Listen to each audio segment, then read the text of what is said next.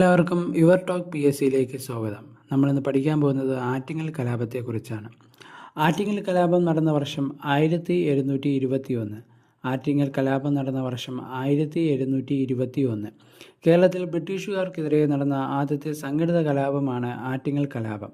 കേരളത്തിൽ ബ്രിട്ടീഷുകാർക്കെതിരെ നടന്ന ആദ്യത്തെ സംഘടിത കലാപമാണ് ആറ്റിങ്ങൽ കലാപം. കലാപം നടക്കുമ്പോൾ വേണാട്ടിലെ ഭരണാധികാരി ആദിത്യവർമ്മയാണ്. ആറ്റിങ്ങൽ കലാപം നടക്കുമ്പോൾ വേണാട്ടിലെ ഭരണാധികാരി ആദിത്യവർമ്മയായിരുന്നു.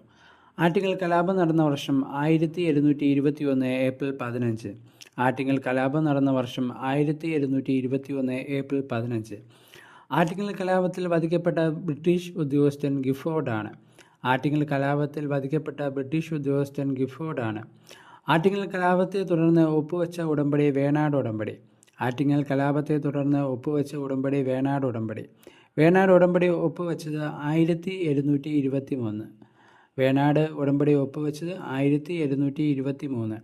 വേണാട് ഉടമ്പടിയിൽ നെയ്യാറ്റിൻകരയുടെ രാജകുമാരൻ എന്ന പേരിൽ ഒപ്പുവെച്ച ഭരണാധികാരി മാർത്താണ്ഡവർമ്മ. വേണാട് ഉടമ്പടിയിൽ നെയ്യാറ്റിൻകരയുടെ രാജകുമാരൻ എന്ന പേരിൽ ഒപ്പുവെച്ച ഭരണാധികാരി മാർത്താണ്ഡവർമ്മ.